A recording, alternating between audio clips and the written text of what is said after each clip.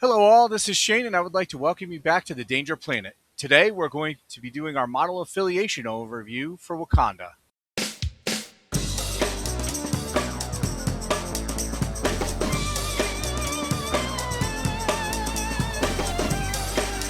Joining me today is Omar. Say hi to the internet, Omar. Hello, Internet. It has not been that long. It has not been that long. How have you been today, Omar? I'm doing well. I got to watch a lot of football today, so I'm very happy. And by football, I mean the actual football, not what Americans call football. Yeah, with the oblong ball and it goes through the uprights. Yeah, got it. Don't even. Also joining us today is Jin, hailing down from the Alive on One podcast. Say hello to the internet, Jin. Hello to the internet, Jin. I guess I set myself up for that one. I feel bad about my life. You shouldn't feel bad, Shane. I'm happy to be here. It's great being on Danger Planet. I've watched this channel for a long time for Malifaux content, so it's been very interesting to see the evolution to more MCP incorporation as well. So happy to be on and share some thoughts. Yeah, no, that's awesome, man. We're happy to have you on. I have been following you through all your RSMP and Alive on One stuff. I know Omar has also been following your content, and we're excited to get you in on the channel and have you as part of the team. Yeah, it'll be good. We're starting with a pretty cool affiliation today. So yeah, what do we have today, Shane? Yeah, so we're going to go through some Wakanda today. How we're going to do this, internet, is we're going to talk about the leaders and then all of the affiliated models, and we are going to rank them on different categories. We're going to talk about ones that always make your 10, ones that are always making the table. As always, this is a broad overview, so there will always be use cases for every model. If you want to go out and snowflake a specific model, you can definitely do well with it. There's nothing inside of this faction that we would deem unplayable, I don't think.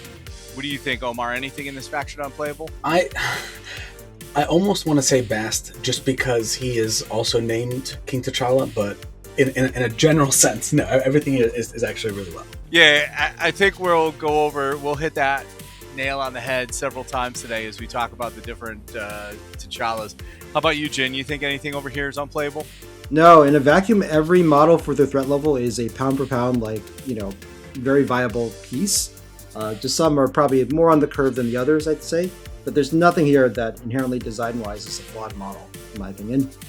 Absolutely. I think that's a great way to put it. So why don't we start it off maybe the most weird model here, Killmonger the Usurper. Since we're going to talk about our leaders first, let's talk about Killmonger. Omar, what do you have to say about Killmonger the Usurper? I'm already starting with this, but you remember when you were a kid and you were getting like a Happy Meal, and sometimes the toy would be really cool, and sometimes it would be just and like you would almost forget to leave the restaurant with it. Killmonger Usurper is the latter version of that. He has a lot of things that are kind of cool in general. I think his leadership is almost great. There are enough kind of things that don't quite work for him that it is really tough to make regular use of. He's one of those models who have such clear weaknesses that it kind of feels like he should be a lot stronger when he is strong than he actually is. And that's always a little frustrating for me. But yeah, he just doesn't quite hit the mark. Yeah, I agree. He just leaves a little bit on the table. I'm not sure. I think the leadership is as strong as you think it is. What do you think makes this leadership extremely strong?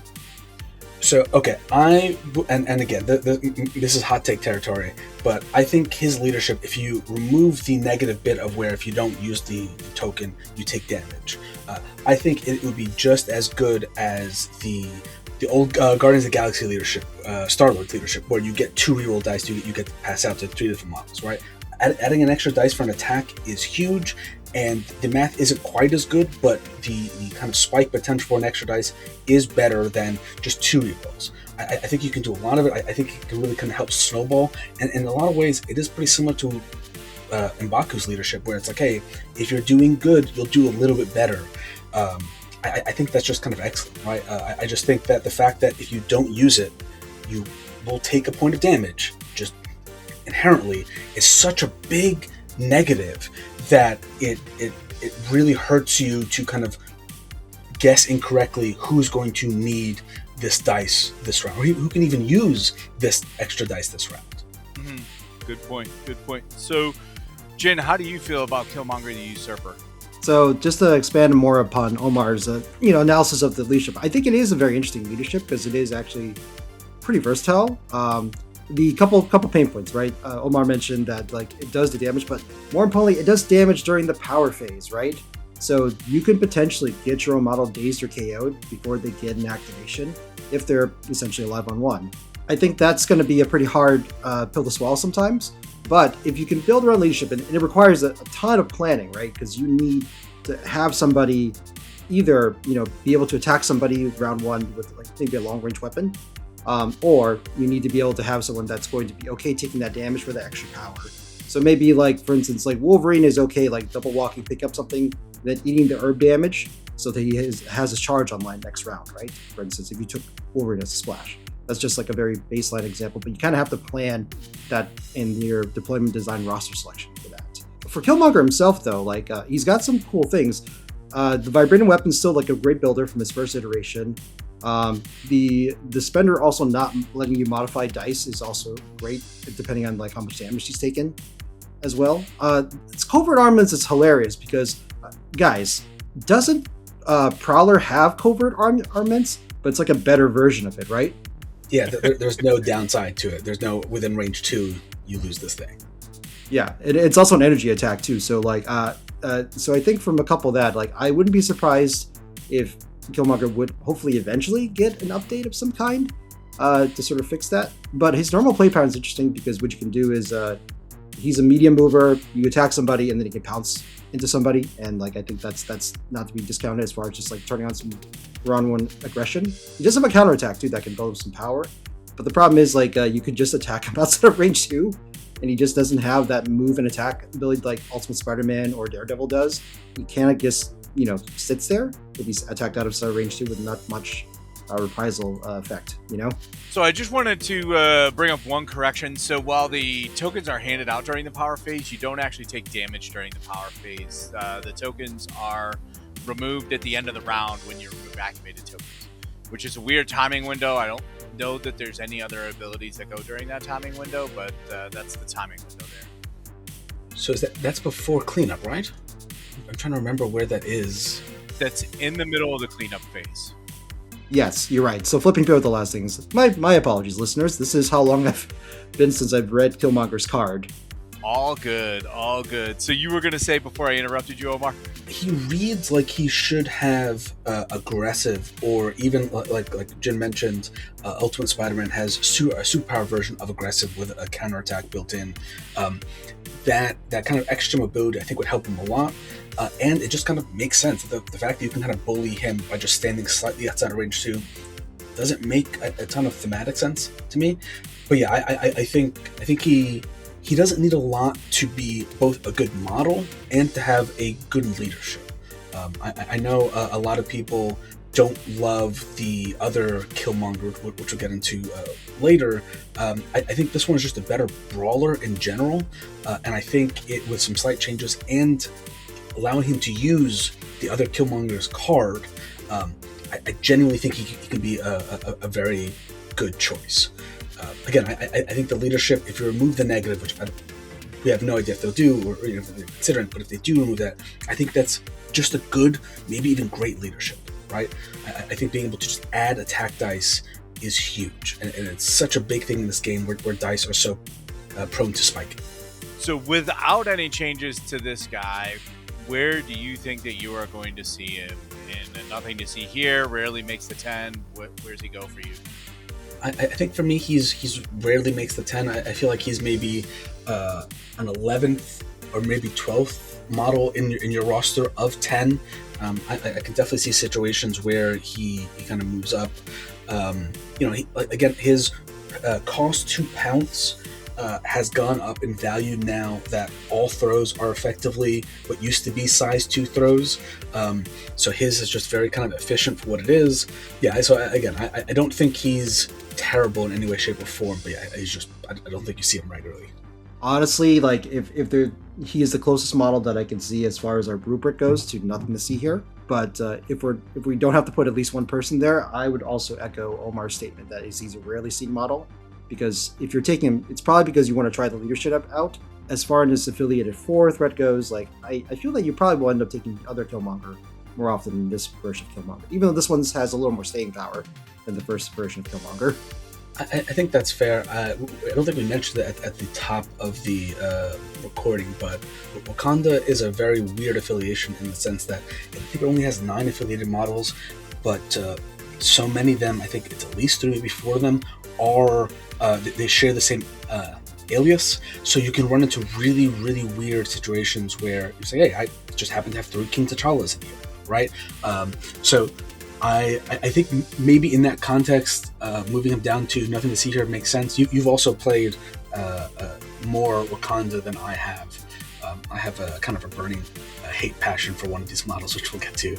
So I've not played as much as maybe I should have, because they're really cool affiliation. But yeah, so I think for now we kind of move them down to nothing to see here, and then maybe later on we'll sneak him up. We'll see, because I would be very happy if he's the lowest, because that means Storm is not the lowest. So I'll take it. And for clarification, there are 5 affiliated models, 2 Killmongers and 3 King T'Challas. So 5 people out of your 9 affiliated models share the same alias. Yeah! That's crazy. Yeah, there's 6 unique alii. Is that the plural of alias? Is that alii? We'll go with that for now, Shane. Sure. The Wakandans, they're bringing in these new words. To throw out some stats here real quick, 2,540 games of Wakanda in the past 12 months. 80 of them were under Killmonger Usurper's leadership. And I don't think he's used when he's not the leader. So, there have been 80 games in the last year on Longshanks played with Killmonger Usurper. That's a real low number. Do you have the win percentages, Shane, by chance?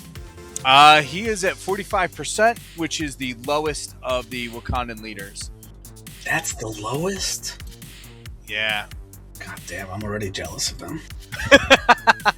Your mutants only wish. So I think we got that guy in and nothing to see here. Let's move on. Next, we are going to be pulling out M'Baku. Jin, I know you've played at least 1 or 2 games with M'Baku.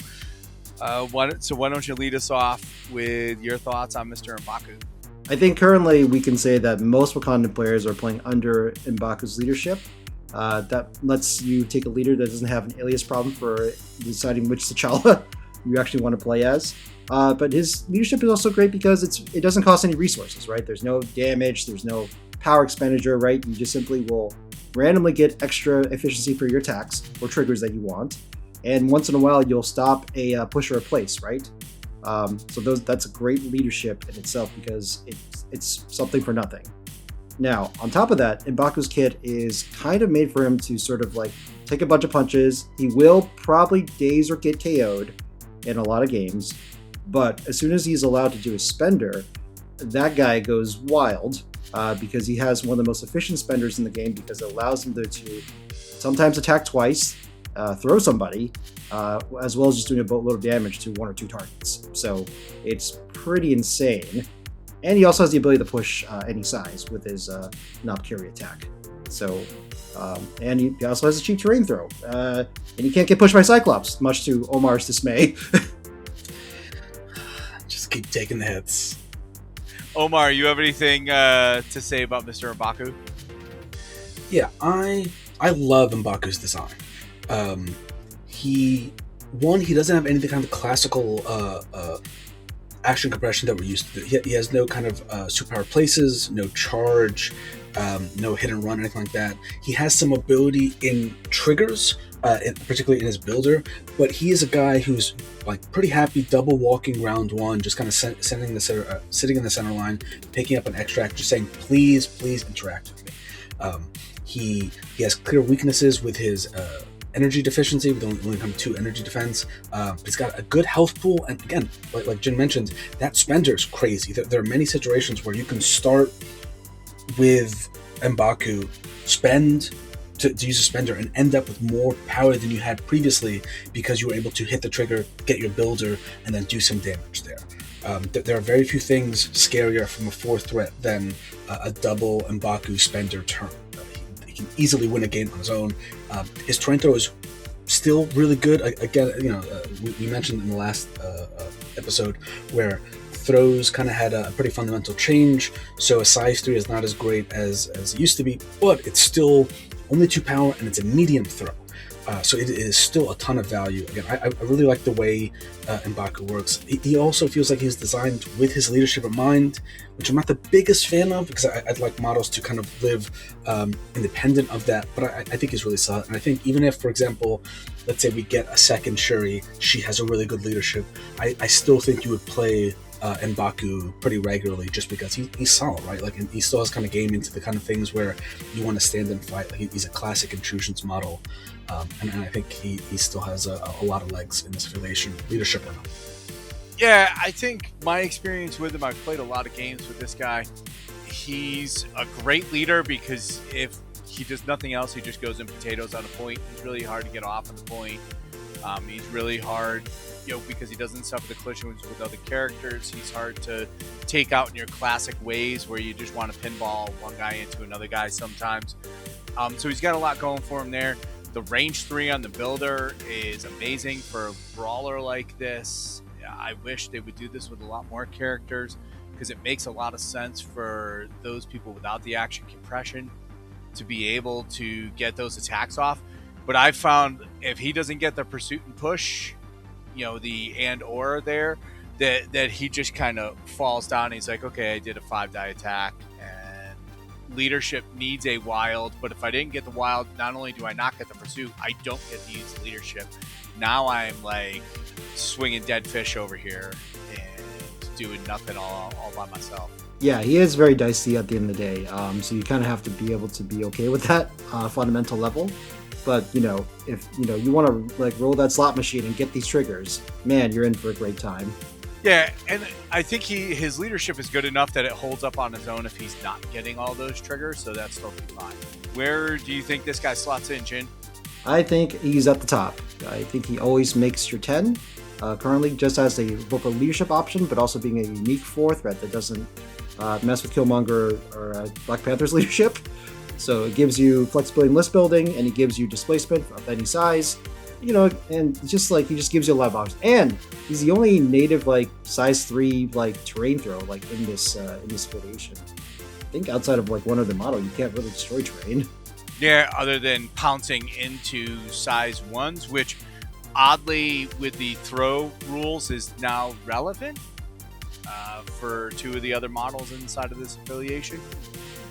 Yep. I didn't think about that. That's a good point. You agree, Omar, that he is the often makes the table category? 100%. If I happen to be playing against Wakanda and I don't see M'Baku in the squad, I am very surprised and probably pretty happy, unless I'm going to be hit by some kind of crazy, off-kilter bullshit and have to ponder my place in the universe for the next 3 days as to why I lost. I think you always see this guy. And again, I think he's one of those weird models where you actively want to sacrifice into him, right? That's a pretty rare thing in MCP, but this guy is just chomping at the bit to get punched in the face, and that's a scary model as far as I'm concerned, looking across the table. For sure. For the stats people out there, out of the 2,540 games in the last 12 months on Longshanks, M'Baku was the leader 1,928 of those games. And has a 55% win percentage as a leader. So that's pretty good, pretty up there, I think. I think I'd be pretty happy if I could win 55% of my games. Amen. All right, so next we are moving on to OG Black Panther 1. Mr. Omar, what do you have to say about Black Panther 1? I think you joined the game after the Wakanda Wave stuff, right? So you didn't experience Gamma Wave Wakanda back in the early days? No, I know just from the legends that there was a point where both him and Shuri had sizeless pushes instead of their size restricted ones, and that sounds like a nightmare to deal with. Oh my god. It was certainly not fun, man. It was certainly not fun. I don't know if this counts as a hot take or not, but I will kind of preface this by saying I think he is a better splash than he is an affiliated model. I actually love this guy in my Xavier list because he spends power really well, and he can kind of do a lot. But yeah, he is the I think the kind of prime victim of the alias problem, because if he was named something else, I think he would see the table pretty often. He is a great model. He is against anything that isn't Mystic, which more and more that's becoming less limited. But anything that isn't Mystic, he is so tanky. He's incredibly fast with his long move and his pounce. He has an automatic push on his builder. His spender is one of those kind of great modular ones where the base cost is relatively cheap, but you can add extra power for extra dice. It's a great effect. I wish that we would see that more often. And it even has a bit of a kind of a bunker buster vibe, where it has the kind of explosive force trigger where you can kind of do damage in an AoE around the target, and also push them away. Right, that's also have a Blob we used to play a ton of in Apocalypse, and that triggers a ton of fun. Right, so I think he's really good. He's a ton of fun. His injured side is really, really weird and bad as far as I'm concerned. He's one of those models where like he's kind of has that goblin issue where like, oh, when you flip, you're much worse. But I honestly think you'd see him a ton if he didn't have the T'Challa problem. Fair. What do you think, Jin? Yeah, no, Black Panther's kit, again, is just like, it's so good, like, on paper. He's got very efficient powers and the pounce. And Mantle the Black Panther is such a unique thing, because very rarely do you have a reroll buff that's active for the character's entire activation, right?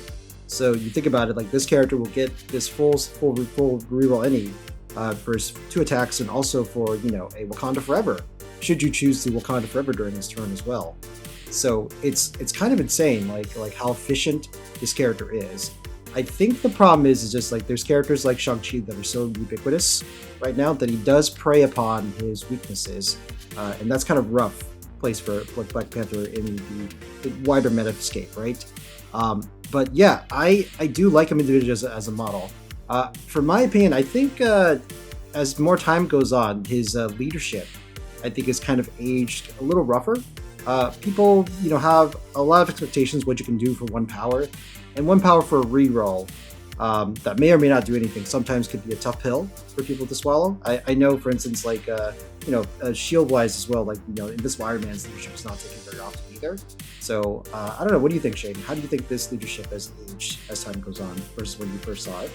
I think it's got its place. When I did a long stint with Wakanda last year, I was slotting him in as a second leader, and it was for the control meta. When I needed to be dodgy, be tanky, control around the board, I wasn't going to win the fight. Because sometimes you gotta know, even at list building, when you're gonna be the beatdown. Like, okay, I am gonna be the beatdown. There's nothing I can do against, this Steve 3 Gambit list. So what I'm gonna do is try and break apart their stuff by pushing people around and rotating around them. So I found him as my flex there. So for me, he ended up making my static 10 all the time, and he saw the table very little. But when I knew going into it, I was for sure going to be the beatdown, he was the leader that I took. Instead of trying to punch upwards, I just tried to move around. That long move is pretty unique in this faction. The long move plus the pounce gets him really far away. The vibranium armor, because he's got the long move and the pounce, he can kind of choose his area of engagement. So I didn't find the Mystic defense to be that big of an issue. So, and I found the automatic push sometimes sucks because you're like, oh, I want to double tap this guy, but there's nothing behind him for me to push into. It feels bad.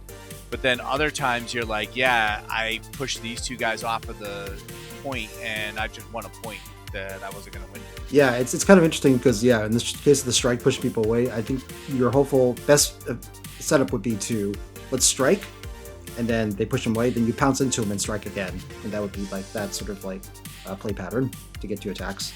Yeah, and when the table lets you do that, that's awesome. Sometimes, you push them away short, you pounce into them, and now you're no longer on the point. So it's a really weird dichotomy, and there's a lot of big brain moments when you're playing this guy in those scenarios, and sometimes that feels really rewarding, which is really cool. And other times you just get a little sad because you're like, I want to use all the tools, and I pass an action because I pushed him on the first action and I got nothing to do now. I think it's also pretty important to point out he does not have wall crawler. And in this kind of new day and age of MCP, where we're going to see a lot more terrain than we had previously, it always sucks when he has to take a climb action. That is something that is very kind of map dependent, and obviously you don't know what the maps are going to look like before you build your roster, but it is something to kind of keep in mind. I thought that was something that, again, I didn't realize that could be an issue for him until I played him a couple times since those changes. I'm like, oh, okay, this is... I almost have to deploy him on a certain flank or away from a certain piece of terrain because he can't climb over, that big size 4 truck, or even that little kind of size 3 building where he would normally be able to just kind of go the full distance. He has to climb, and therefore he's not going to get nearly as far as he would otherwise. For sure. So where do you think that puts this guy in the overall list? I feel like this is rarely makes the 10. Again, almost purely from an alias issue, but I can see him maybe moving around. How are you feeling about him, Jim? Yeah, very, very similar. I think, and here's the thing. My bias comes from the fact that I think it's just so ubiquitous that you see M'Baku and 5-threat T'Challa that it's hard to make room for Black Panther 4-threat, right? Even though pound for pound, he's a fantastic 4-threat, as we've iterated several times in this episode already. So, I think he's a rarely makes the 10 unless you have a plan for him and know when you want to flex into him versus his 5-threat. So, but most people are happy to just take the M'Baku 5-threat T'Challa core for the most part. That's how I see it, at least. Yeah, I think you guys are right. I think he is the exact opposite problem of Usurper, where his leadership showing its age is meh, you're fine having it, but you're not like excited about taking it. But the model is pretty cool, and without the issues of the alias, this guy I think would be a lot higher. I guess it's time. Our last leader, I think I played this guy once because I accidentally forgot to deploy M'Baku, so I think I played his leadership that one time. There's a couple of heroes out there earlier this year, if you watched our affiliation tier list, who've been doing some cool things with this guy. I guess I don't know. I don't understand it. But King T'Challa is maybe the faction defining model right now. Is that safe to say? I almost argue he's the game defining model right now. All right, so I'm gonna go AFK for 5 minutes. You want to get the salt mine out here, Omar, and then I can come back. So okay, I think the only reason, and again, maybe conspiracy theory, I think the only reason this model is not dominating the game in person is because he's in a stupidly expensive box, and his box mate is the king, or is the Killmonger we just talked about, who's not really going to see a lot of play. So you're essentially paying $100 to get this model, and for a lot of people, particularly competitive ones, that is a good trade. That tells you something about how ridiculous this model is. I think that whoever designed this guy at AMG really loved the character. Maybe they just read a great run of him and they're like, hey, listen, we're going to make sure this dude is boss, and you knocked it out of the park. Incredible. Nothing scares you more than King T'Challa. I would rather fight freaking Thanos, current Thanos, but still 8-threat Thanos, than this 5-threat model. It is insane. He is so good in so many different ways. Like, it just drives me up the wall. I hate seeing him so much, and the reason I refuse to play Wakanda is because I will not play with him, and that it is almost a different affiliation without him. I think he's incredible, and I think every list starts with him in it. What do you think, Jim? Yeah, it's unfortunate, but true. Like his power, pound for pound for his threat level, like he just hits so hard, even compared to his other 5-threat peers. There's just consistency with the reroll 2 dice, but also that displacement, like the fact that there's no triggers right on his Vibranium Sphere. He just gets these effects. Either he gets the rerolls, or outside of 2, he gets a guaranteed push if you're size 3. And it's totally fine just to walk up, punch somebody outside of 2 just to roll off have them get off the point, and then you just use that bound, right, to get on a point rather than getting that extra dice. So it's incredibly flexible. He's got essentially a hit and run spender that allows him to throw size 3 people as well on triggers. And if you attack him with low health, it becomes very scary because sometimes Royal Rebuke just kills you if you're on low health. And he's always going to have the power because he gets power from any ally getting hurt by any enemy effects. Not like Ghost Rider where it has to be like an attack. Any enemy effect. It could be an explosion, it could be a collision. I don't know, they like stub their toe on something but by a rock left by an enemy. I don't know, like they just give him, he just gets a ton of power. And what's hilarious is like I played him with survival, and normally once you play somebody with survival they can't get anything, but the fact is his innate power still lets him get power as his enemies damage his friends, and he's ready to just pounce on you as soon as he activates from survival. It's kind of nuts. He's so good, dude. So I think this is also a very easy, often makes the table kind of character. Is Shane back from AFK yet, or is he still off? I think he's muted himself while he's laughing at me. That would be my guess. Okay, all right. all right. So, for me, this guy is maybe the biggest windmill slam to often makes the table. I think M'Baku we look at, and the reason M'Baku is often makes the table is because this guy exists. If this guy didn't exist, and you were just comparing M'Baku as a model versus OG Black Panther as a model, and then deciding which one you wanted to be your leader, I think there's a lot of discussion that happens. But because this guy exists, it's really easy to just say, you know what? I got a 9-threat core. This is my core. King T, M'Baku, let's move on. The fact that he has Magneto's builder, it's better because it's energy. I think we can all agree that energy is better than physical. Yep. Yeah. So it's only reroll 2 of his attack dice instead of any. All right. Yeah, I guess Magneto's a little bit better, but the difference that I get out of his attack versus Magneto's attack for a 5-threat versus a 6-threat, I don't know, night and day. And then he's got the long move and the bound and the Royal Rebuke and the Defender of Wakanda. And his leadership's not as good, but like this guy, we could have a debate for him versus a 6-threat model to see which one's better. And I'm not sure he loses that debate. I mean, he's a model that could. It's not likely to happen, but it could absolutely one-round Hulk with his 20 HP, right? Like that is saying something. This guy's output is incredible, and he has Tactics cards, which lets him boost that with the ability to count skulls. He is just phenomenal. Can I just say that Wisdom of the Ancestors is one of the most funny card names, because people keep thinking it's Wisdom of the Ancients. It is Ancestors. And I don't know where that effect has come from. There's a particular word for that. I have certainly conflated that before in the past, Jin. As somebody who's played it a whole bunch and knows that it's Ancestors, not Ancients, I've certainly said Ancients before. Yep. And in comparison to Magneto, man, if Magneto had Wisdom of the Ancestors, oh boy, that guy would be doing a lot better these days, I think. Yeah, and I think that is just one other thing that props him up. That I have done personally with that card on a Wakanda Forever turn.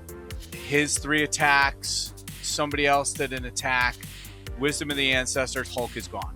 I have ripped a Hulk from full to 0 with him and one other person making an attack, and it wasn't even close. Yeah, it's pretty insane. And also, Wakanda Forever, I think at the time, because it was, since it's one of the earliest factions, right, Shane? So, when they printed that card, it was okay, 1 power to do a 0-cost attack, which was pretty reasonable because it's all these characters. The scariest thing at the time was Killmonger, right? That got an extra attack. Now, and man, that 1 cost seems like such a bargain and a half now when you have this 5-threat roaming around within the affiliation. There's no way that card gets released again today. There's not a chance. Or it should get a price increase, like Siege of Darkness, right? I'm not sure. So I think if you take this roster, the roster of characters, the 9 characters that exist in here, you remove King T, so there's only 8 characters. The strikes are good. They've got what I think the designers were going for there with the pushes. They've got the pushes and the shock from Aurora. Like, I think, that they were going for the control aspect with that card because nobody was really blowing the roof off. And now, you've got this other guy who's coming in and saying, like, haha, Killmonger's not the only guy who can go to town on people and take somebody out. It's going to be me too. Yeah, no, I could definitely see your point there. But yeah, regardless, I don't think we all any disagreement here. He's top of the list, right? He's easy top of the list and potentially one of the best models in the game. Yep. Oh, I do want to cover, we are talking about the leadership as well. I have actually seen this leadership play to actually good effect against when I was playing a Wise Web list. So when I was playing a Wise Web list, I played someone that ran this leadership with, I think, Ulik, Shuri, and there was one other pusher. I forgot who they used. But they actually did quite a bit of damage actually against my web warriors, especially since there are a lot of 5 health models. So in the case of like an evasive team, right, but doesn't have anything that would stop like direct damage or damage reduction, like this is like pre-Spider Noir, I think that leadership can actually add up to a lot of extra damage than you may think. So I think it's probably underexplored is what I'm saying, especially since there's now more terrain that's encouraged by the tournament organizers to use, that you could actually see this leadership actually applied more on its own nowadays. I don't know if you guys have any thoughts on that before we move on to our next character. I would say it's weird. So you've got Shuri in faction, and you've got him. I guess you could take M'Baku's trigger, and those are your in-faction pushes, other than the other Black Panther who you can't take. Okoye has nothing. Storm doesn't have pushes. The other Killmonger doesn't have pushes. Either Killmonger doesn't have pushes. So it's like really weird. Like you're taking this leadership where the 5 other models that you can take in this faction can't use it. So you've got just one other person other than you who can use it. And his pull is towards, or his push is towards. So even for him, it becomes wonky. You've got to have like this piece of terrain in between the two of you. But also you're trying to push them into 2 so that you can swing. So now you're like trying to create this weird Rube Goldberg machine where you just pull them in and you just kill them. Right, yeah. Omar, what do you think of the leadership here? It's never going to be the reason you take him, but I do agree with Jin that there are going to be situations where it is useful. And I think there's a future you can build around, right? Like, yeah, you don't have a ton of them in Affiliation. You have enough, and then you can splash models that push. Like the first thing that comes to mind is Avalanche, who not a great model, but the idea of having a model with a superpower that says, "Hey, pay 2 power, displace a model, and give them a point of damage just automatically," that's really good. And there are a lot of models now who have lots of ways of mitigating incoming damage that isn't just DR. Right, like we have now a bunch of spiders who have rerolls, including skulls. We have models like Shang-Chi who count blanks for seemingly every attack in the universe, but don't have huge health pools. So being able to just kind of plink them like that could be huge.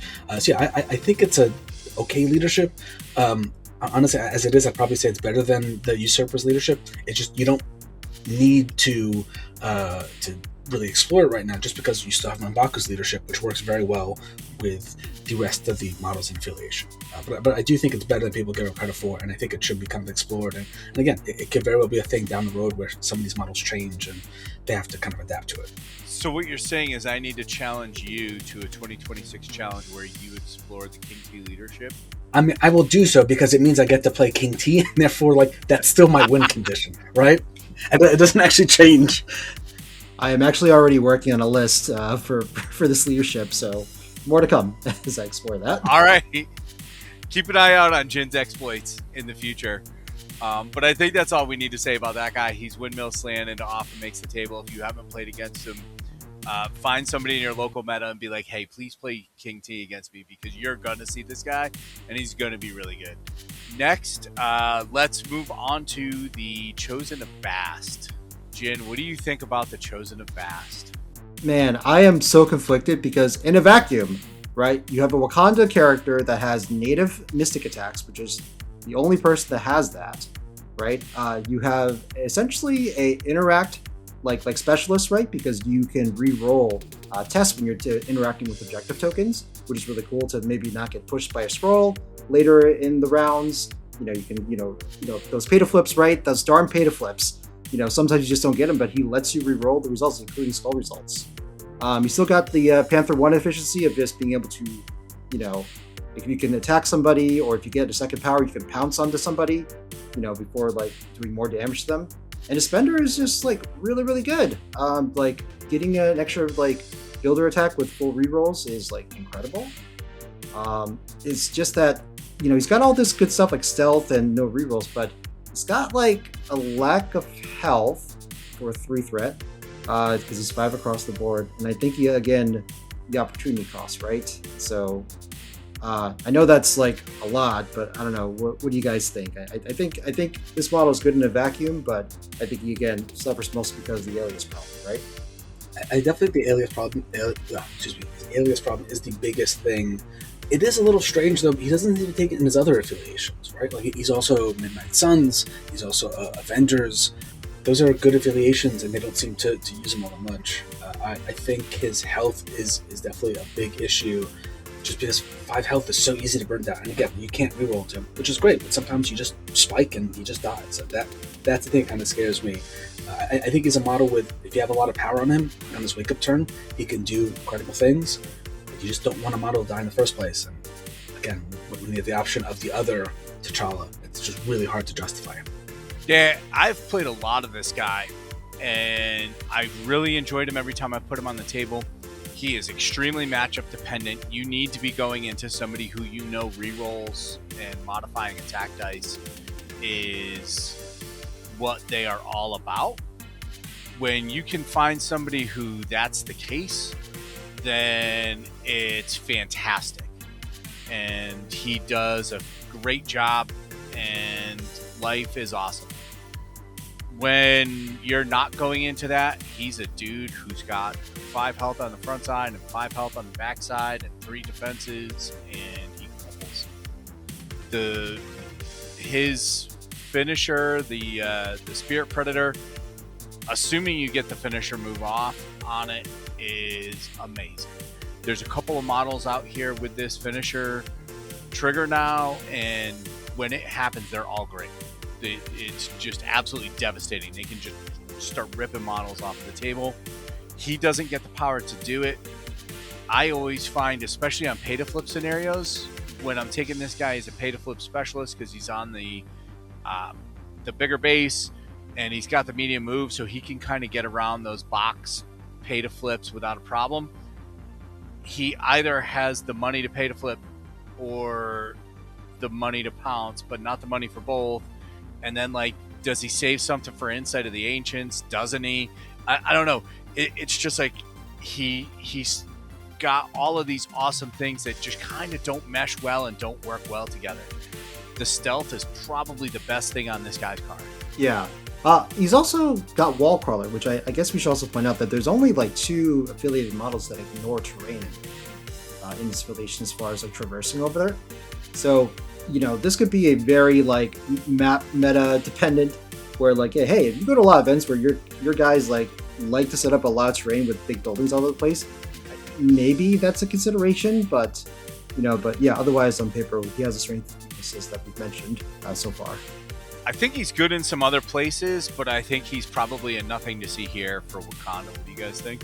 I would say that's unfortunate because I think the model is really cool, but yes, I think purely just on the alias problem alone, I think it's hard to ever have him go in the 10. And then, yeah, he is also like, the opportunity cost of taking a non-big T'Challa, you take the smaller guy, and he sometimes just gets one shot, right? I don't know, what do you think, Omar? I think you're right. I think out of the 3 of them, he would benefit the most of having his name changed because it'd be a lot easier to justify his inclusion that way. I think he's also a model who would benefit greatly with some of the kind of health changes that AMG has talked about. Because we said 5/5 dies pretty easily. If he goes to 6/6 or 6/5, maybe that fundamentally kind of changes how he plays and kind of what he can kind of stand up to. Again, I think he's a really cool model, both just design-wise. I really love the actual sculpt. But yeah, he just doesn't play great. He's definitely very power starved. He feels like he's screaming out for a Pierce on his builder just to be able to afford all the cool stuff he can do. I definitely think he's just not someone who's going to see your roster all that often unless you're like actively building around him, right? Because both of his other alias models have leaderships themselves, so he's super hard to justify. Yeah, totally agree. So next up, Jin, I want you to sing me the songs of Okoye, and before you even talk, I'm going to say she's clearly often makes the table, and I don't think there's any argument from anyone in the world that she's going to be up there. Yeah, Okoye used to terrorize the world because she was the de facto 2-threat everyone took, because she used to have rerolls for attacks and defense on a 2-threat, and we have no idea why she got that. Thankfully, AMG saw the light and took away the rerolls for the attacks, and the Spirit Throw used to be a gainer. There was a lot of craziness that she used to be. But now, she's just like the best, most efficient bodyguard you can just take and splash easily.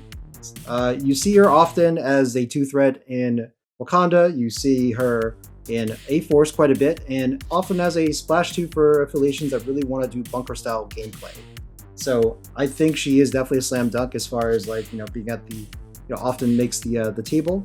Often you'll see M'Baku, King T'Challa, and Okoye as your core Wakanda squad, and then from there you take your affiliated, not affiliate, but your splash pieces, and that'll round out the rest of the threat level for the mission. So yeah, I think just having a bodyguard, which is again a very rare ability these days, is something to think about always, as far as just an efficient way to protect your models, but also control activation orders, I think. So I don't know, have you guys ever seen that? Like, you see people take Okoye just purposely to get her killed, and maybe you'll get priority as a result, even though you went like 5 wide. I've definitely had that done to me, and it is infuriating because you're essentially put in a lose-lose situation. I almost refuse to believe she has 4 health on her card or 4 stamina because she seems to live through so much. She's almost always in Okoye hiding behind 15 different crates or houses, and she gets her reroll because for some reason she needs a defensive reroll, and then she's getting cover and what have you. She is, I think, pound for pound, she affects the board more than any other model in the game. Where for 2-threat you're getting so much. And the fact that she's affiliated here is huge. It says something that her 2 homes, I think it's just 2, in A-Force and Wakanda, see her as an every game piece. Like you said, she's splashed often, especially since the kind of Toad nerf. I think nowadays you're either splashing Nebula if you want to punch, or Okoye if you want to get punched. She's just amazing, and in a lot of ways she kind of makes the affiliation tick, right? You can kind of start out with just 3 affiliated models in your whole roster and still be fine because those 3 models are so reliable, or at least 2 of them are incredible in King T'Challa and Okoye. She's phenomenal. I love Okoye. Yeah, and I think the martial artist and the defensive rerolls just put her into this package where she's got an extreme amount of staying power. And she feels like she stays more than Bast, who we just talked about, even though he's 5 health and she's 4 health. It feels like she's got that oomph to stay centered on the table. I don't think we need to say anything more about her. I think if people haven't played against her, great for you. I don't know what your meta's like, but it's really cool. I wish I didn't have to sit there and play against her a lot because I see her on the table. Jin, what do you think about OG Killmonger? I really like OG Killmonger's design. He's like one of the first like bucket of dice characters, right? He charges in. He's got a Pierce energy builder. He gets extra dice right when he attacks someone second time, and then if you happen to start taking out models. This includes grunts, by the way. He'll get a kill count token, and every kill count token allows him to get more rerolls on his attacks, which is like bananas. So yeah, and he comes with a really sweet card that you could get even more dice and maybe get some VPs out of it. So yeah, I think the only thing that's really holding Killmonger back is that he has like an older kind of health like stat of like the 6-5, right? Which is rough because sometimes have characters like Magic that have the same amount of durability as this Killmonger, for a threat less. What do you think, Omar? I really like OG Killmonger. He's one of those models where the intent behind him and the idea of how you can play him is so clearly baked into his rule set.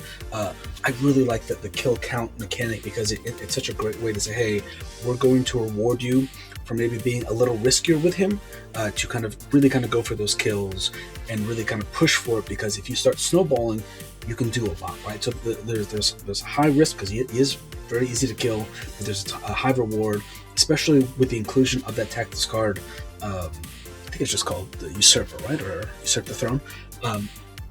Usurp the Throne, yes. Yeah, fantastic card. I normally don't like the extra VP cards because I feel like they're either terrible or they're just auto-include. Cough, Terra Genesis, cough. But I think, again, this one is such a great design. It works so well. It's a ton of fun. I am a little worried if he gets a big health buff a la Yondu.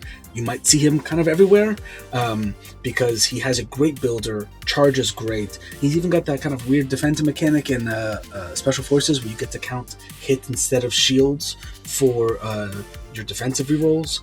Oh, no, it's the opposite, actually, Omar. It's just for his offense. It's all offense, actually. Oh, okay. Then, yeah. Huh. But what it does let you do is that you can decide, it's like, hey, if you happen to get a surplus of shields versus hits, you can decide you want to do more damage. Or, as I've played this game more, leaving people alive on low health so that you can set up for a kill the next round can also be just as good. And sometimes you want to switch over to shields so that you actually maim some people, but not necessarily daze or KO them.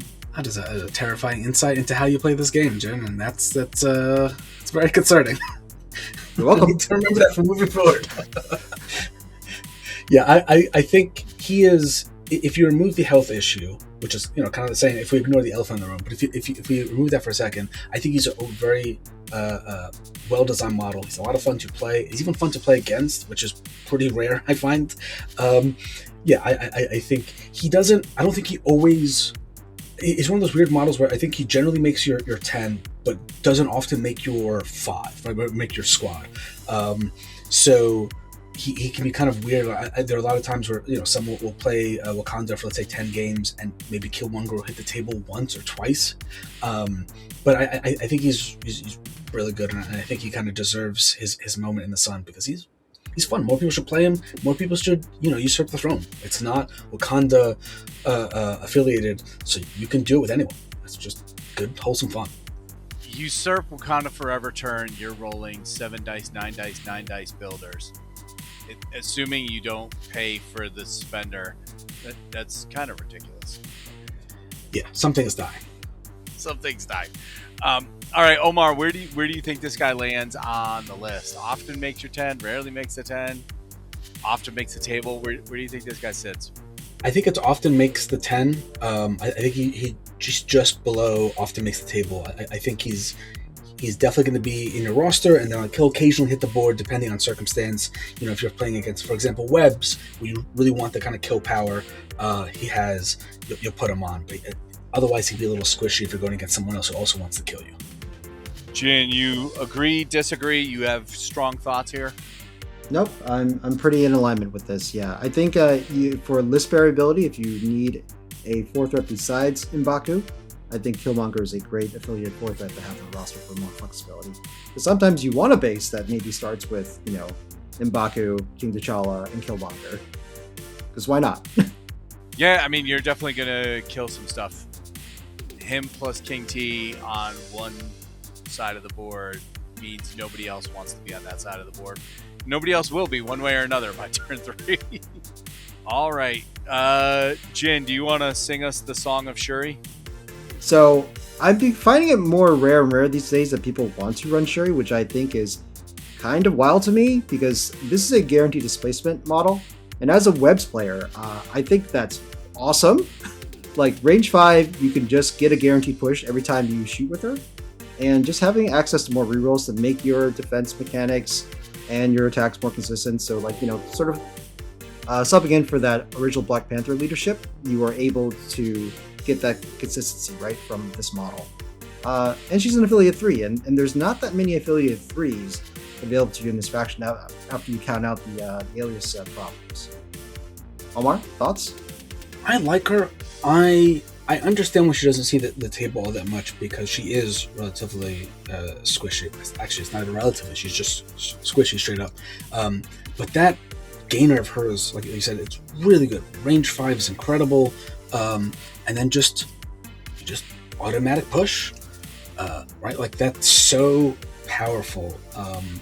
And I think part of her issue is that current Wakanda really likes to brawl, really likes the kind of closer up maps, and she really wants to stand on a back B or a back D and kind of just plink away at someone and just kind of win that positioning game, and force your opponent to take walk actions when they don't want to. Her rerolls are really good still. She's one of the ones that still has you can roll as many times as you want. It can be a little difficult for her to get power, but she does have the kind of Wakanda equivalent of the genius reroll, or the genius effect, where if you roll a skull, you get a power, and her gainer is 6 dice. There's a very good likelihood you're going to get that extra power. I think she's good. In my mind, I could see her having a place in your 10. It's not going to happen often. And again, we'll talk about a model in a second who's also a 3, who doesn't have deal with the kind of alias problems that we were talking about with Chosen Bast. But I think if you want to play Ds, right, Ds and Bs, she's a great model to have in your roster, because she can do a ton of work. Yeah, so I just want to interject in that case. So the way I think about Shuri actually is not actually as a backpoint sitter. I treat her very much like Ghost Spider, where this is a model that is there for points disruption. So she's not, you don't want to give her objects to hold, because it's really enticing to kill her, or to put on her on a secure, right? That maybe, they can also kill her and take the point. Rather, this is a model that you want to be in places where she's there pushing people and threatening that reroll bubble, right? For bigger high output models. So when you make it less incentivized to actually attack into her, I think that's when she does her best work, while supporting the team. And I've used her actually to good effect also during Wakanda Forever turns, because maybe you're attacking somebody under Steve Rogers' protection bubble, right? Well, she could shoot Steve Rogers first to remove their bodyguard opportunity, and then you could lay waste, into the models that you want to. Yeah, I have nothing but good things to say about her. Every time I put her on the field, she does awesome stuff. Her spender, weirdly enough, has done all sorts of good things for me. The 7 die with the wild stagger, and they get stun for free. I've seen it do awesome things. But King T getting more rerolls in the background, especially on the Wisdom of the Ancestor turn where he's counting skulls. Rerolls when you're counting skulls are just so much more valuable. It just ends up being absolutely amazing. She works with a couple of the splashes that we're going to talk about later on. I think, to me, she is an underplayed model. For me, she often makes the 10 and sometimes makes the table, but I don't see it that way in the meta. Where do you guys think she actually lands as far as the meta as a whole? So here's the thing for me. I think she always makes my 10, but I know there's a lot of good Wakanda players that just leave her at home, or rarely makes the 10. So she's in that in-between spot. So I don't know where you guys would like to put her from that metric. I'm happy to put her in often makes the 10, because I agree. I think she's between that and rarely makes the 10, but I think encouraging more play for her is good. I think there's value there to be gained. She is just good, right? And again, so many of the negatives of the models we've been talking about is, they just die. Well, that's kind of MCP, right? But if you are forcing your opponent to attack her instead of the King T who's about to tear up your back line, or as opposed to, M'Baku who's carrying an extract and scoring you points, that there's value in that, right? If you are playing attritional MCP, things are going to die both on your side and your opponent's side, and just having a model who forces your opponent to make those bad decisions for you has value. It's the same reason why Okoye is so good, right? Okoye is much kind of more structured as to how she forces your opponent to make decisions, but Shuri does that as well. It's just not as kind of reliable because you're not literally forcing the opponent to attack via bodyguard. But again, if someone's getting pushed twice a turn from Shuri every round, they're going to get pretty tilted at a certain point and just kind of die for her. So I think we can put her there and kind of just, hope she sees more play. Because again, she's really cool. I will say the actual physical model, putting that together, because I did that last year, very unpleasant. Very, very bad model. I don't know why her little hand gauntlet thing are like 17 different pieces. That is a Malifaux-ass model in this MCP game, and I will not stand for it.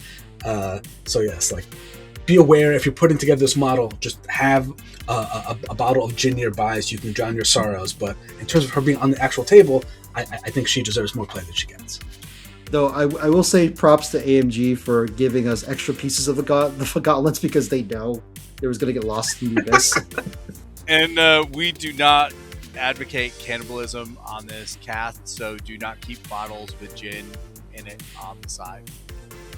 I mean, it's only... It depends on the form of cannibalism you're thinking about, right? Who knows? Maybe I'm talking about gin bathwater, right? That could be a thing we do. I don't recommend it, but it's theoretically possible. Jin, are you currently selling bathwater on the open market? Listen, I cannot confirm or deny my manufacturer marketer plans in the future, okay? So, more to come, listeners of Danger Planet.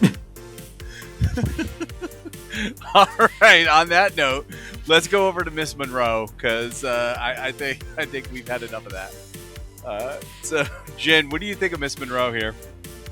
Okay. I probably have an inkling of what Omar would like to tell me, but hear me out, guys, okay? This is a stealth model that can attack from range 4 with energy attacks, okay? Potentially at 6 dice. She has a range 3 throw for terrain and characters. On paper, this model seems really good for a 3 threat, especially since we actually are limited to the amount of backline models in this affiliation. Because as we just talked about, Shuri is somebody that I think actually you don't want to put in the background. She actually needs to be more midfield.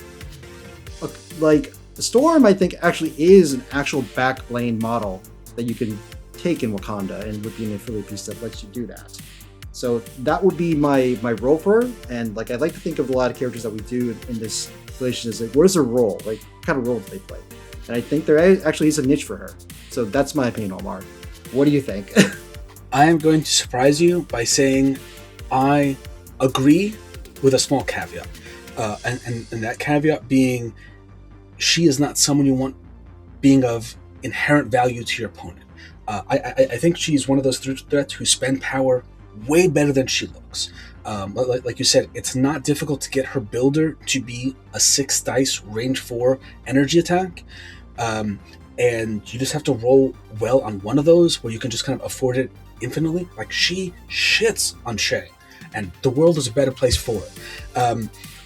But her problem is her throw. She has no action compression. She has a lot of like relatively short range big attacks, right? Both of her non-builders are relatively short range. And her throw, again, range 3 is really good, but it's still a lot closer than she wants to get. And she will just die, right? So I think if I'm looking for a model if I want someone who can say, hey, I want to guarantee a certain model is not on a point, I would much rather have her than Shuri, because you are not spending an attack to do that, right? Walk, throw is an incredible activation when it wins you a game, and she's a model who can do that. I just think that she really wants one of her early builders to spike to be able to afford her kit. The difference between her having her builder being 6 dice versus 4 is massive. And I think where if you kind of get her in a bad spot and she's just not really doing anything, it can really suck.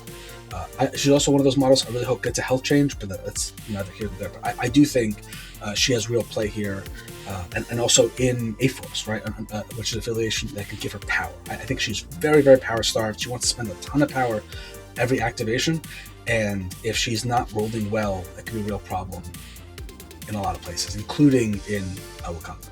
You can give her a 5 dice builder under Killmonger Usurper. I mean, you can give her a 7 dice builder there, right? And like, I'll be honest, I wouldn't mind taking the damage on her because a 1 damage doesn't make a difference. She's still dying to any attack coming at her. So it's not, it's not a bad trade-off, to be honest with you. She can also, she's one of the rare models in faction, like if it was a B type scenario, she could walk the first turn and still make her range 4 attack. So one of the main issues with Killmonger's leadership is that turn 1, people are taking the damage and getting the power. If you've got somebody, with regeneration, some way to getting the health back, it's not a big deal. If you don't, then it becomes a big deal. But her and Shuri are 2 models who turn 1 can walk someplace, make an attack, no big deal. They're getting it done. For me, when I was playing Wakanda, and this was not too long ago, I was doing the Black Panther plan I talked about, where Black Panther 1 is backing up and when you're going to be the beatdown, and she was in the list. And it sounds really weird to say, oh, well, when you're going to be getting attacked, she's in the list. It's because she's sitting there. If somebody gets within range 3 of her, she's shooting them a couple of times and throwing them out of range 3. So now they have to walk back and get back to her. So nobody's really getting double taps on her. When you've got Shuri backing her up and she's throwing people from range 3 away, Shuri's shooting them and pushing them from range 5 away, all of a sudden, nobody is near her and she's extremely safe in this little bubble, and you didn't expend any resources to have her sitting on a back B just minding her own business. So I found that use for her, but I think she's probably in the rarely sees the 10 category, and it's sad because she's a lot better here than she is as a leader, I think, even though her leadership is awesome. I think as a player, you're probably choosing either her or Shuri in your 10 because there's a decent overlap and they have kind of the same weaknesses. I think it'd be very rare in this kind of current Wakanda play pattern where you have both of them on the table at the same time. I think that's very fair. Yeah, and also like the current crisis setup, I don't think that you want to necessarily go super wide with Wakanda at the moment, but I could see in the future, like if we are demanding more wider and wider lists for crisis metas, then you could see Storm like making an appearance, I think, in Wakanda list. She does have more offensive support here than she does, I think, typically in Uncanny X-Men. So that's something to be said here, as far as at least getting her kit started, right? So, but yeah, I think she's a rarely makes the 10. I would like to see her more often, but I think it's just you're often splashing your 3s, or you take Shuri more than not. I will say though that if you boost her spend to the Hurricane attack, it becomes area 2 8 dice. That is amazing. That is an attack that can win you a game. Again, the likelihood it's going to work that way is not high, but it is something to kind of keep in mind. She is. It's pretty rare for a 3 threat to have such a great flip turn as she could potentially have, and depending on kind of how you're choosing your models, whether you want her or Shuri, I think that's something to kind of really consider. Yeah, I think that's a good call out, and I think that's probably all that we could potentially say about Miss Monroe. I think she sits there and rarely makes the 10, and it's unfortunate because I think she's a well-designed model that's showing some age, and she's got some cool things to bring, and I would encourage people to put her on the table. So it wouldn't be a tier list without our mutant lover bringing a mutant splash into the tier list. So Omar, tell us about Gambit and why you think Gambit works well in Wakanda. So Gambit is now just a good model, right? I'm not talking completely out of my ass, right? He is just solid, but what I think he does particularly well here is 2 things. One, he is a 3 threat, and Wakanda really likes to splash 3s because they have a 4 and a 5 and a 2 they're always bringing, right? So a splash 3 is really good for them, and I think you'll see a lot of them in general. But also, he works really well with the M'Baku leadership, right? Because the M'Baku leadership says if you roll a wild once per turn, you get to change another dice, not a skull, into a hit. And he counts wilds double, as well as having a superpower that lets you turn a hit into a wild. So he has almost that kind of Steve First Avenger ability, where you can turn one initial wild into 4 total hits coming at your opponent for 1 power and the uses of leadership. That's really good, and it's something that really should not be slept on. Also, his Energy Beam is just kind of great. It'll do a ton of damage. He really kind of leans there. He has problems with mobility. He's one of those models where it's kind of useful to pick up an extract on him just to kind of force the opponent to interact with him so he can kind of stay in the game. But I really think if you want to murder something and you're okay with playing something where he doesn't have to move a lot, like let's say intrusions or deadly meteors, he can do a ton of work and really kind of get a lot of value out of that leadership. Oh, and yeah, to add on to that, if you just roll just a single hit, Omar, you could turn that first to a wild, and then trigger M'Baku's leadership to make it 3 hits. So you turn 1 hit into 3 hits from that pathway as well. Yeah, because the timing is the same. Wow. Okay. Yeah, that's really good. I need to remember this for when I actually play M'Baku. Okay. That is an interesting interaction, and I like it. Jin, do you have anything to add on Gambit as a splash? Man's good. He's hot. He's great. Run him. He's cool. Yep. So he goes in the splash tier.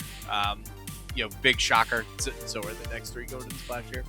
So you have an affinity for Christmas here, Jin. I like Christmas, as we can tell by me being Santa Claus.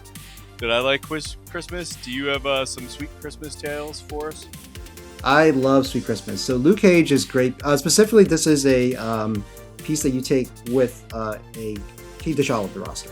So because he gets damage from whenever it's allies suffer an enemy effect damage, Luke Cage having that DR means that he'll suffer that 1 damage, but that means you're also trickling that power into King T'Challa as well, right? And he also brings Heroes for Hire, so that since King T'Challa is just loaded with power all the time, he can usually pay for a Heroes for Hire to protect him from a big attack coming his way, making him even more infuriating to deal with as well. I also like to think that Luke Cage is a great role, that he can usually go up to an extract, pick it up on the midline, and you feel fairly okay doing that, especially if he's in cover. You don't necessarily need a safe grab, you just need someone that will survive the first turn with an extract on him. And that's not something that a lot of characters in this affiliation are able to do a lot of times, outside of just YOLOing M'Baku up. Yeah, no, I think he's a great call out. I hadn't really put the mental power into the damage reduction combined with King T, so that's good. That's a really good call out there. I think King T is extremely fragile when somebody does want to go into him, so having the bodyguard there with the hero for hire and then the 2 Rangers to ignore to follow it up is really good and will save your King T'Challa. Omar, do you have any thoughts on our friend Carl Lucas? Yeah, the one thing I'll add is he also has a really efficient terrain throw, right? So he's not just a kind of wall. He can output decent damage. Again, it's not really why you're bringing him, but if given the opportunity, he can double attack, make a throw. So he's not someone to kind of sneeze at. And Heroes for Hire is such a great card, and it's hard to think of a model more worthwhile to use it on than King T'Challa himself. All right, so I think the next splash we're going to talk about is another Omar splash. We got Lady Sif here. Why do you think Lady Sif is a great splash inside of Wakanda? I think Lady Sif is a great splash in general. She is very mobile, she's very tanky, and she has some decent displacement herself with both her spender and her builder having ways to either push or throw. She also benefits from Wakanda because, again, she has decent interactions with wilds in general on her attacks, or on her triggers, so she likes the M'Baku leadership. And again, I think you have to be kind of careful when it comes to Wakanda because the baseline list of M'Baku, King T, and Okoye and King T can die, particularly King T. So you don't want to bring other models who are likely to die or an easy target for your opponent. And she is just not, right? She will stand and fight. She loves a brawl. She also is bringing 2 power, an activation, which is really helpful if you get stuck on pay to flips, right? Where she can flip point, also pick up an extract, and next turn still have her charge online.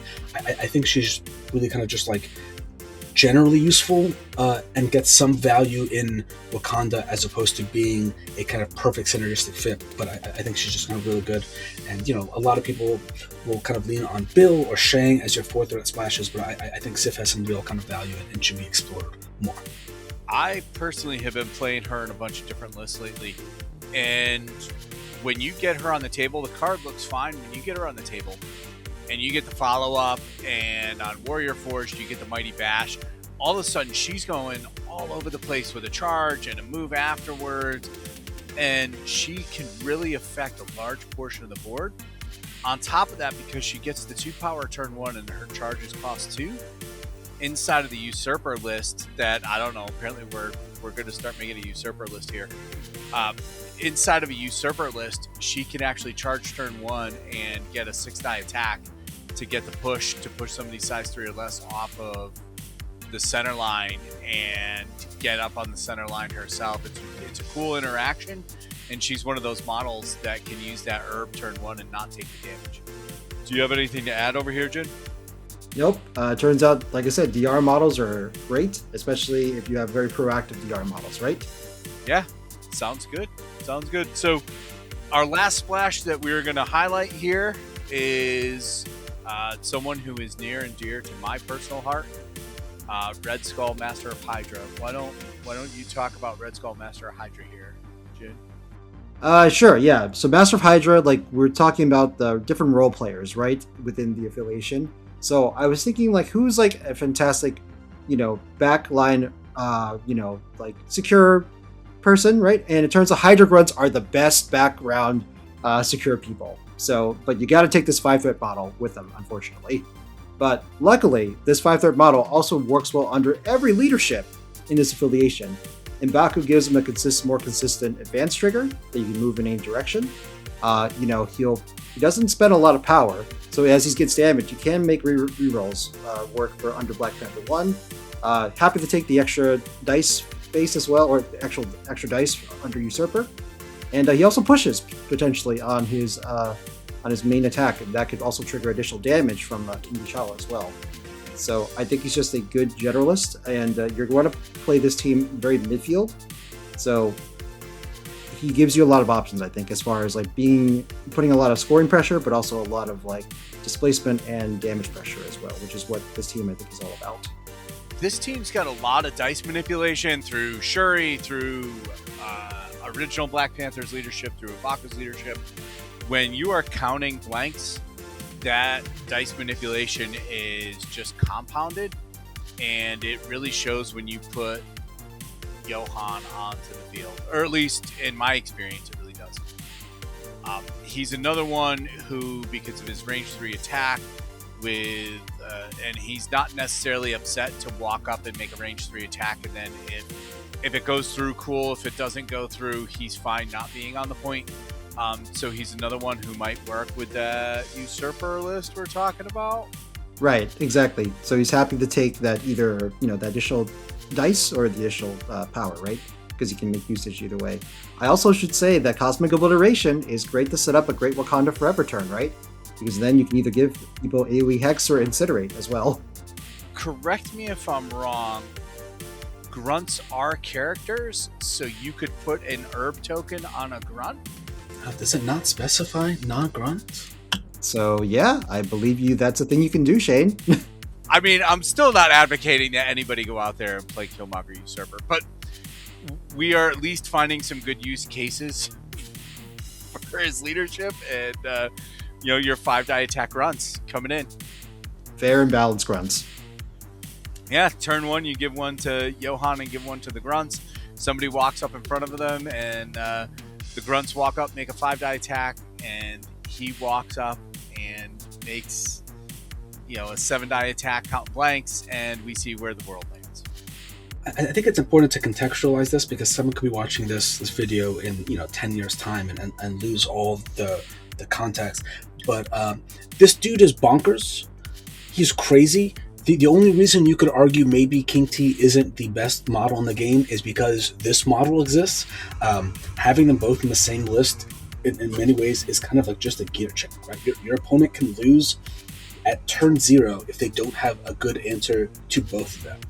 They're both models who can just point at someone and say, hey, you're dead, right? Over the course of my activation, you will no longer be here.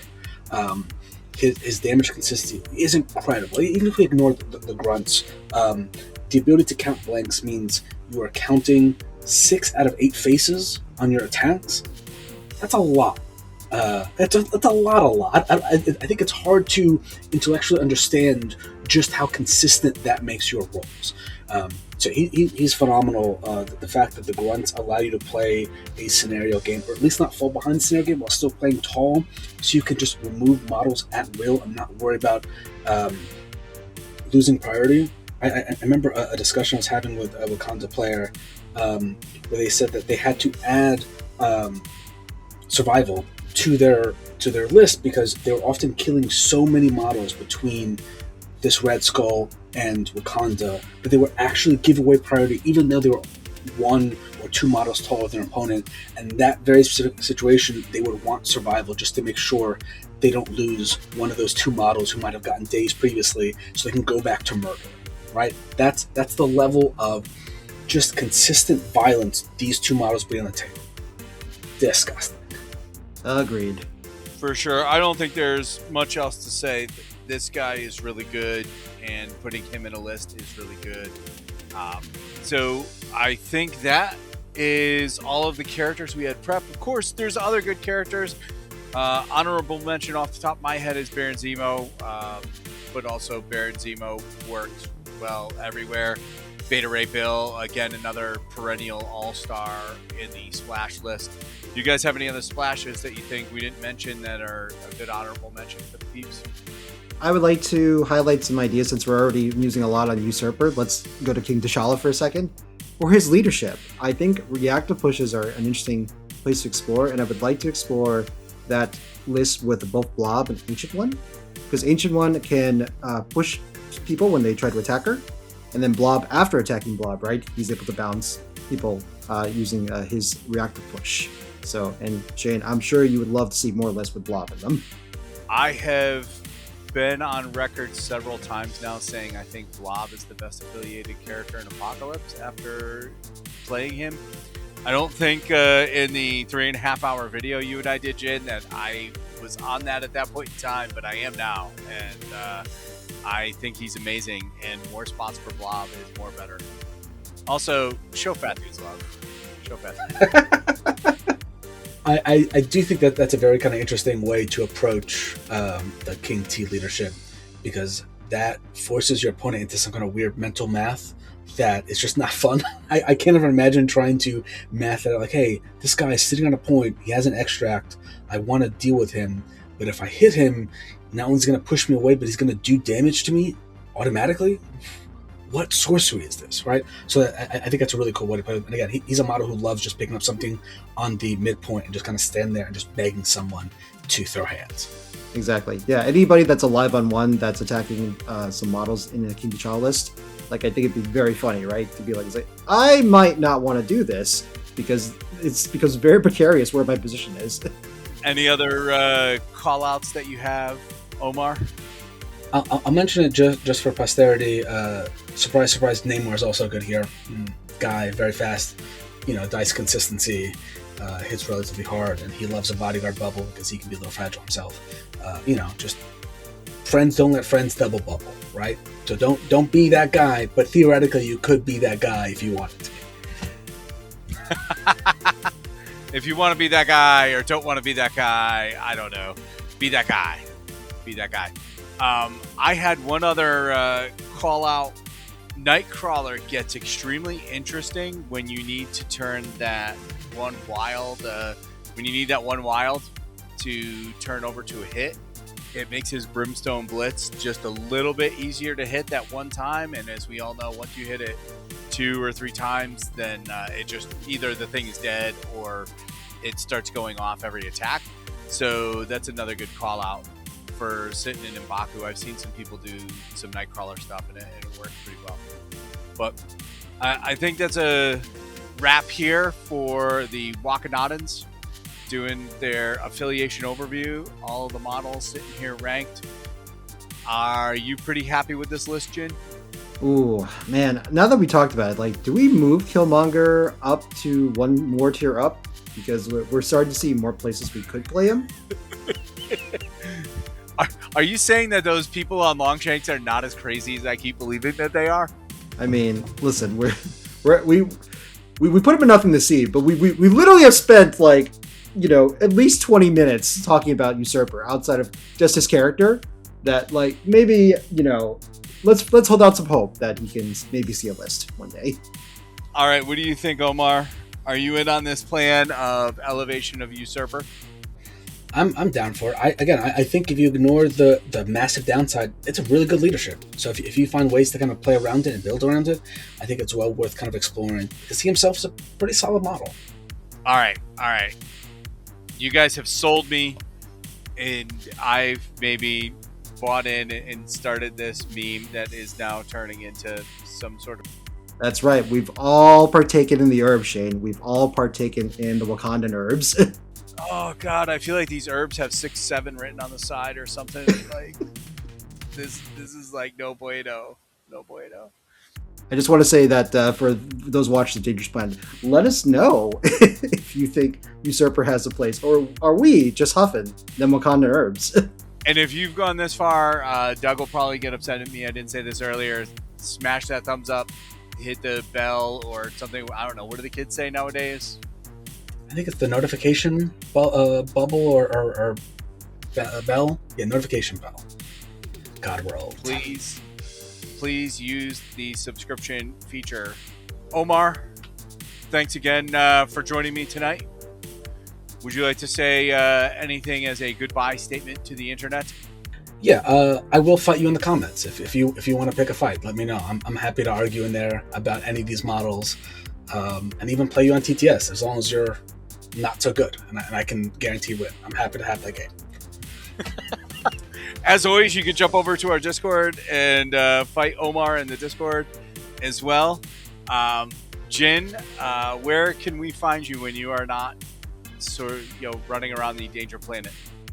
Sure. When I'm off the Danger Planet, you may find me on the Alive on One podcast, wherever you may find podcasts, such as Spotify or Apple Podcasts.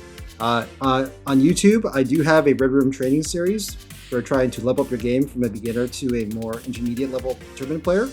And that can be found on the RSMP tabletop channel. Hopefully we'll make some more videos soon, but that will be determined due to time availability. But in the interim, though, please find me at the Alive One podcast, and maybe even some future Danger Room Planet ones if Doug is okay with what my statements were in this video. But yeah, it was great to be here, guys, and thank you for having me on. No, we're definitely going to have you back, Jen. I